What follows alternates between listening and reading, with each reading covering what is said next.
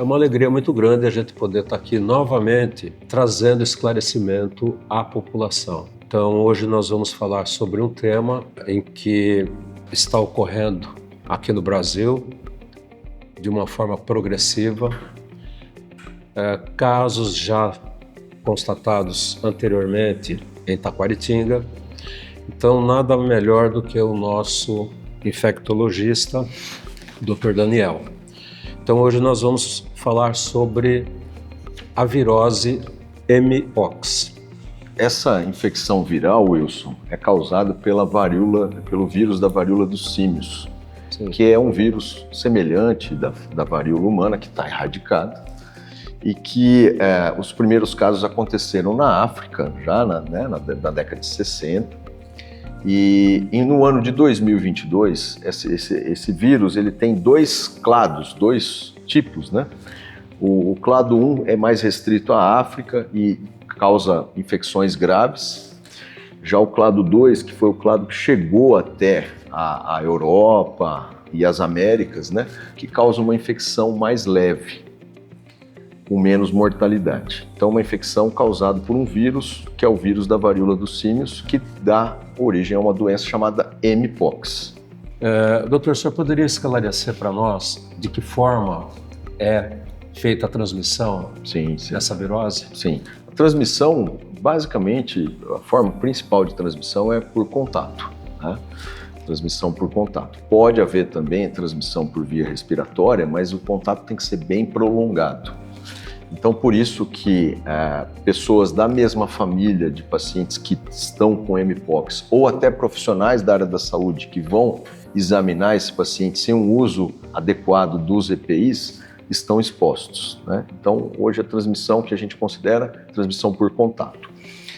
A varíola dos símios, o Mpox, hoje ele está muito mais prevalente em um grupo específico de pacientes, tanto no Brasil, quanto na Europa, quanto nas Américas, diferente do que acontece na África, que ela acontece na população em geral, né? Que são dos homens que fazem sexo com homens. Esse é o grupo que hoje tem maior incidência. Mas a doença ela pode ser transmitida para familiares, para profissionais de saúde e chegar a outros pacientes, dependendo da virulência e da transmissão, da capacidade de transmissão desse vírus.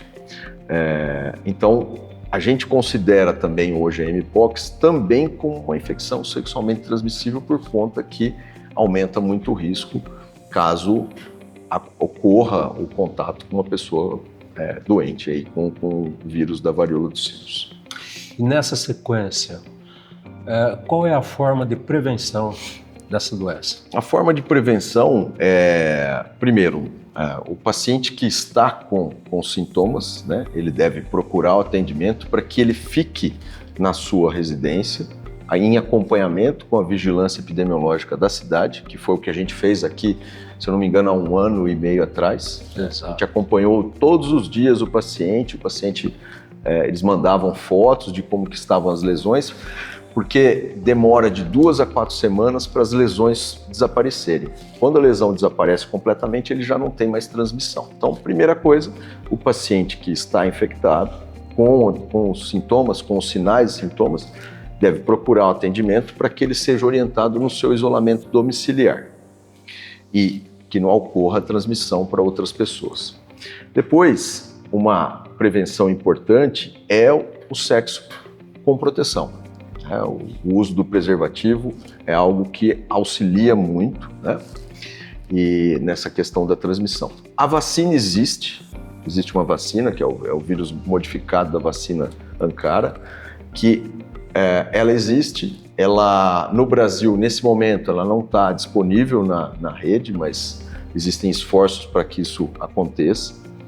E ela é indicada para os grupos que têm maior incidência da varíola dos símios, né? Então, essa é a população indicada para tomar, ou seja, os profissionais da área de saúde, as pessoas que estão mais expostas, né? Gostaria que o senhor nos esclarecesse com mais informações, se é que existe mais informações importantes para que toda a população fique ciente e tenha os devidos cuidados. Sim. É importante ressaltar que desde 2022 até o final do ano de 2025, a gente teve no Brasil quase 15 mil casos de mpox. Explicar que o estado de São Paulo tem a maior incidência de casos. Então, na cidade de São Paulo, acho que, se não me engano, foram mais de 3 mil casos. Nós tivemos casos aqui em Taquaritinga, 2 casos. Nós tivemos alguns casos em Ribeirão Preto, né? Então, que apareceu agora um caso em Araraquara e levantou toda essa questão, alguns casos em Porto Alegre. É entender a doença, como ela se transmite, né? Que mais pelo contato ou contato prolongado. Não ter um pânico na população em geral, isso não é um vírus que tenha uma capacidade de transmissão como o vírus respiratório, como a Covid, por exemplo. Então não é necessário esse pânico.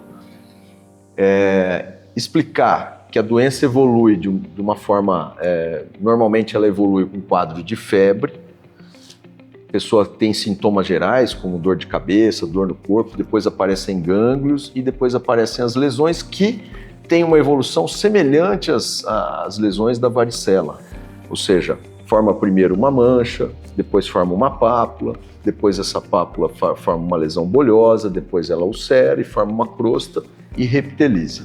Então, essa evolução demora de 2 a 4 semanas.